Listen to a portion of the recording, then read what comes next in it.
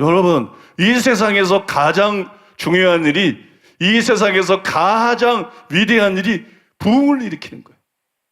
근데 세상에서는 어떤 일을 하려고 하면 지혜 있는 사람, 능력 있는 사람, 재능 있는 사람, 그죠? 그런 사람들을 찾아요. 근데 하나님은 그런 사람들을 찾지 않아요. 고린도전서 1장 26절에 보니까는 형제들아 너희를 부르심을 보라. 육체를 떠나 지혜 있는 자가 많지 아니하며 능한 자가 많지 아니하며 문볼 좋은 자가 많지 아니하도다. 그렇게 말씀했잖아요. 이건 여러분 물론 구원을 위한 부르심에 관한 말씀입니다. 그러나 목회를 위한 부르심에도 이 원리가 그대로 해당이 돼요. 실제로 그래요. 또 이것이 부흥을 위한 부르심에도 해당이 되는 것이, 구원을 위한 부르심, 목회를 위한 부르심, 부흥을 위한 부르심 전부 해당이 됩니다. 부흥의 도구를 쓰임받기 위해서 여러분이 뛰어난 사람이 되어야 될 필요는 없어요. 여러분들이 반드시 뛰어난 사람일 필요는 없어요. 평범해도 상관이 없고, 저처럼 평범 이하래도, 저처럼 평범에 못 미친다 할지라도 상관이 없는 것이, 그러나 단 한 가지 반드시 갖춰야 될 게 있어요. 그러나 단 한 가지 하나님께서 반드시 절대적으로 요구하는 게 있어요. 그것이 하나님을 사랑하는 것입니다. 하나님을 찾는 것입니다. 그것이 하나님의 얼굴을 구하는 것입니다. 바비 코너 목사님이 이것을 다음과 같이 잘 설명을 했습니다. 우리가 하나님의 형상대로 만들어졌다고 하더라도 하나님은 우리 각자를 독특하게 만드셨다. 하나님은 우리 각자의 개성 속에 하나님 자신을 드러내기를 기뻐하신다.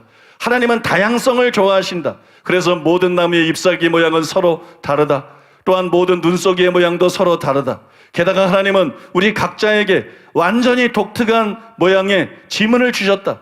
이 세상에 당신과 똑같은 사람은 아무도 없다. 하나님은 당신을 독특하게 디자인하셨다. 당신이 받은 은사와 재능과 능력은 독특한 것들이어서 하나님의 계획 속에서 당신이 있어야 바로 그 자리에 서는데 부족함이 없고 당신의 운명을 실현하기에 충분하다. 다른 아무도 당신의 부르심을 대신할 수는 없다. 누군가는 이렇게 말한다. 하나님은 쓰레기를 만들지 않으신다. 새로운 좋은 소식을 하나 더 갖고 있다. 하나님은 복제품도 만들지 않으신다. 세상에 당신과 똑같은 사람은 없다. 이것이 바로 하나님이 하시는 방법이다. 당신은 하나님께 너무나도 존귀하고 그리스도의 몸에서 정말 중요한 존재이기 때문에 당신의 독특함이 훼손될 수는 없다. 당신이 누구인지 알고 기뻐하라. 하나님이 만드신 사람이다. 다른 사람이 되려고 하지 말라. 누군가 이렇게 말할지도 모른다. 그건 당신에게나 해당되는 말입니다. 나는 탁월한 설교가도 아니고 재능 있는 음악가도 아닙니다. 나는 가르치는 것도 잘하지 못하고 모르는 사람들 앞에 서면 나는 얼굴이 화끈거립니다. 나는 결코 특별하지 못합니다. 하나님은 이 말에 동의하지 않으신다. 세상은 그런 방식으로 당신을 평가할지도 모르겠다. 그러나 하나님은 다른 기준으로 판단하신다. 세상은 슈퍼스타를 추구하더라도 하나님은 하나님께 굶주린 사람들을 찾으신다. 그들을 통해 특별한 일을 행하실 평범한 사람들을 찾으신다는 말이다. 세상이 외모를 볼 때 하나님은 마음을 보신다. 그러므로 당신이 진정한 마음을 갖고 있고 하나님께 굶주려 있다면 하나님은 당신을 사용할 수 있을 뿐만 아니라 당신을 사용하기를 원하신다. 여러분, 참 설명을 잘한 글이라고 생각합니다. 세상은 슈퍼스타를 추구하더라도 하나님은 하나님께 굶주린 사람을 찾으신다.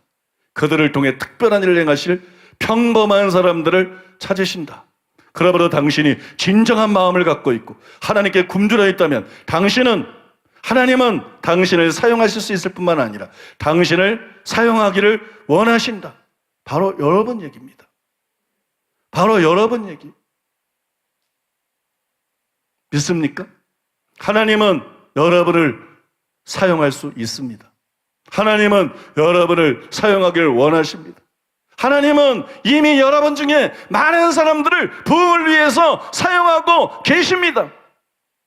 제가 하고 싶은 말은 여러분은 실제로 부흥을 위해서 부름을 받았다는 것이에요. 여러분이 이 교회에 들어오는 순간 여러분은 부흥을 위해서 부름을 받은 것입니다. 여러분이 이 교회에 마음에 끌리는 것은 여러분 속에 부흥을 위해서 창조된 DNA가 있기 때문이에요. 여러분들이 부흥을 위해서 지음을 받았기 때문이에요. 여러분들이 부흥을 위해서 부름을 받았기 때문이에요. 여러분이 자신을 뭐라고 평가하든, 사람들이 여러분을 뭐라고 보든, 여러분은 이 지구상에서 가장 중요한 사람들이에요. 왜냐 그러면 여러분의 어깨 위에 이 나라의 미래가 달려 있습니다. 여러분의 어깨 위에 다음 세대가 달려 있습니다. 여러분의 어깨 위에 대한민국에 있는 수많은 영혼들, 북한에 있는 수많은 영혼들, 열방에 죽어져가는 수많은 영혼들, 그 영혼들이 여러분 어깨 위에 달려 있어요. 저는 이번 설교를 준비하면서 하나님께서 단순히 부흥에 대해서 끝나지 않을 부흥의 비결을 가르치기 위해서 이 설교를 내게 주신 것이 아니고요. 그러면 하나님은 나에게 왜 이 설교를 주셨는가? 성도들에게 메시지를 주기 원하는 거구나. 끝나지 않을 부흥이 시작되었다. 그런데 이 부흥이 끝나지 않으려면 너희들의 동참이 필요하고 너희들의 협력이 필요하다. 이 부흥이 끝나지 않으면 너희들이 필요하다. 이 부흥이 끝나지 않는 부흥이 되려면 너희들의 올바른 반응이 필요하다. 우리 교회가 부흥을 위해서 부름받았다는 것은, 끝나지 않은 부흥을 위해서 부름받았다는 것은, 사랑하는 성도들이 그냥 은혜 받고 신앙생활 잘하기 위해서 부름받은 것이 아니라 사랑하는 성도들이 부흥을 위해서 하나님의 군대로 부름받았다는 것을, 하나님의 군대로 부름받았다는 것을 성도들이 깨닫기를 원하시는구나. 그 메시지를 던져주시기를 원하시는구나. 그래서 성도들이 대가를 지불하고 하나님의 군대로서 움직일 수 있도록, 하나님의 군대로서 나아갈 수 있도록 하나님께서 그것을 위해서 이 설교를 주시고 계신 것이에요.